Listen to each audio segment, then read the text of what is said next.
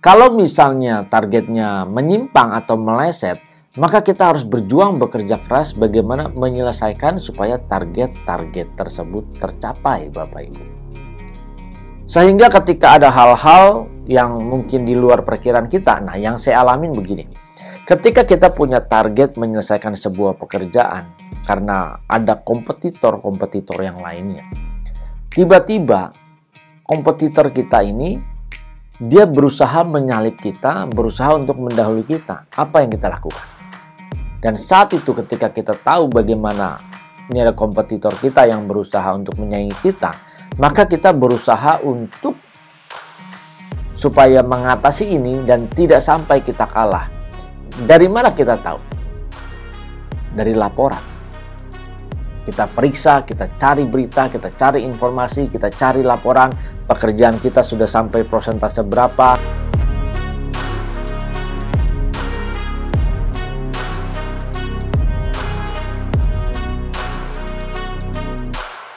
Salam Bapak Ibu Saudara yang dikasihi Tuhan dimanapun berada saat ini, salam transformasi.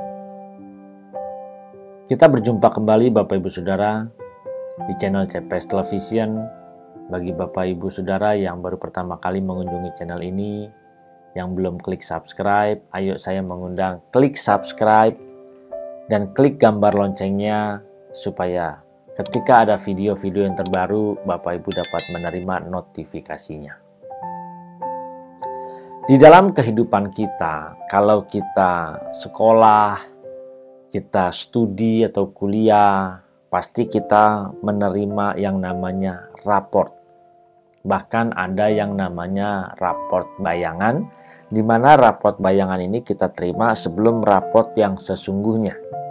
Tujuannya apa? Supaya ketika ada hasil nilai daripada ujian-ujian kita yang jelek, kita sudah tahu bahwa ini dan kita bisa memperhitungkan ke depannya pasti akan hasilnya seperti apa. Kalau raport bayangan kita merah, ada merahnya, maka kita harus berjuang di dalam rentang waktu selanjutnya supaya ketika menerima raport yang sesungguhnya, yang merah ini bisa teratasi dan tercover dengan ujian-ujian yang selanjutnya. Ini kalau ada raport bayangan. Kalau langsung raport sesungguhnya bagaimana? Ini sangat mengerikan. Atau tiba-tiba tidak lulus gitu kan ya, tidak naik kelas. Nah, ini. Di dalam pekerjaan kita di marketplace juga sama. Bahkan ada laporan-laporan dari setiap tindakan kita, setiap pekerjaan kita yang harus kita laporkan.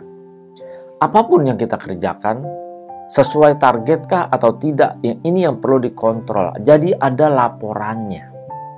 Ketika kita punya target, setiap minggu, setiap bulan itu harus jelas laporannya. Berapa persentase pencapaian kita di dalam menyelesaikan pekerjaan target-target kita. Kalau misalnya targetnya menyimpang atau meleset, maka kita harus berjuang bekerja keras bagaimana menyelesaikan supaya target-target tersebut tercapai, Bapak Ibu. Sehingga ketika ada hal-hal yang mungkin di luar perkiraan kita, nah yang saya alamin begini. Ketika kita punya target menyelesaikan sebuah pekerjaan karena ada kompetitor-kompetitor yang lainnya, tiba-tiba kompetitor kita ini dia berusaha menyalip kita, berusaha untuk mendahului kita. Apa yang kita lakukan? Dan saat itu ketika kita tahu bagaimana ini ada kompetitor kita yang berusaha untuk menyaingi kita, maka kita berusaha untuk supaya mengatasi ini dan tidak sampai kita kalah. Dari mana kita tahu? Dari laporan. Kita periksa, kita cari berita, kita cari informasi, kita cari laporan, pekerjaan kita sudah sampai persentase berapa dan kompetitor kita di berapa. Nah, disinilah melalui laporan ini kita tahu. Justru dengan kita tahu adanya laporan seperti ini, kita bisa berjaga-jaga, kita bisa mengambil tindakan, membuat keputusan yang benar. Begitu pula dalam kehidupan kita, Bapak Ibu.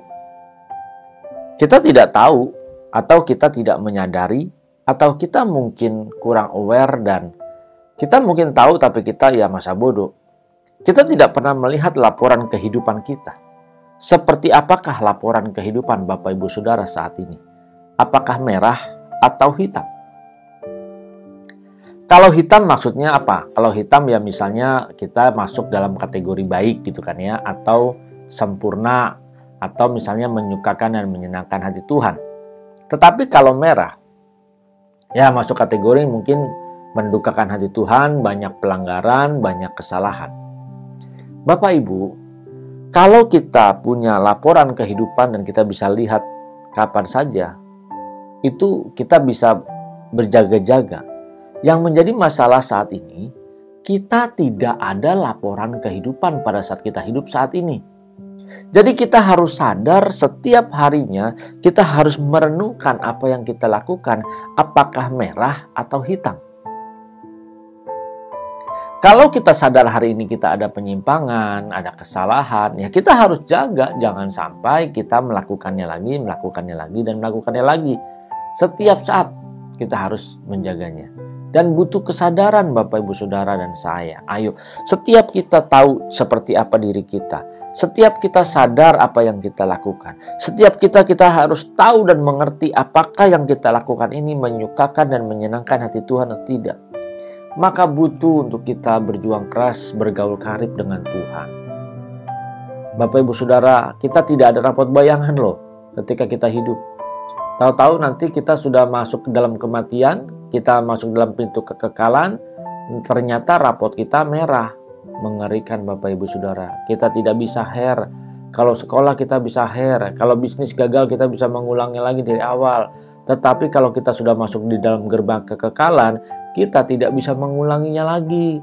Mari Bapak Ibu Saudara, supaya laporan kehidupan kita tidak merah. Jadi kita harus menjaganya dari detik demi detik. Jaga apa yang kita pikir, apa yang kita lihat, apa yang kita perkatakan, apa yang kita dengar. Jaga ini setiap detik Bapak Ibu Saudara. Jangan terpancing apalagi ketika kita membaca medsos, membuka gadget kita lihat medsos kita, banyak orang berkomentar, banyak orang si A ngomongin si B, ya kan, si C ngomongin si B, si D ngomongin si B, lalu kita terjebak di situ untuk ikut-ikutan. Ini juga bikin laporan kehidupan kita jadi merah. Mari Bapak Ibu Saudara, pasti kalau saya tanya Bapak Ibu Saudara ketika mati mau masuk surga, semua pasti mau masuk surga. Tidak ada yang tidak mau masuk neraka. Ketika ditanya apakah nanti ketika Bapak Ibu Saudara mati mau dijemput sama Tuhan atau hantu, pasti semua maunya dijemput sama Tuhan. Tidak ada yang mau dijemput sama hantu. Nah, untuk mencapai hal itu kita harus jaga hidup kita setiap saat. Mari Bapak Ibu Saudara, dimanapun berada saat ini, melalui konten ini, ayo saya mengajak Bapak Ibu Saudara, persiapkan diri kita. Karena kita tidak tahu kapan kita menghembuskan nafas terakhir. Tapi satu hal itu pasti akan segera tiba. Entah berapa lama lagi. 1 hari lagi, 2 hari, 1 bulan, 1 tahun, 5 tahun, 10 tahun, kita tidak tahu.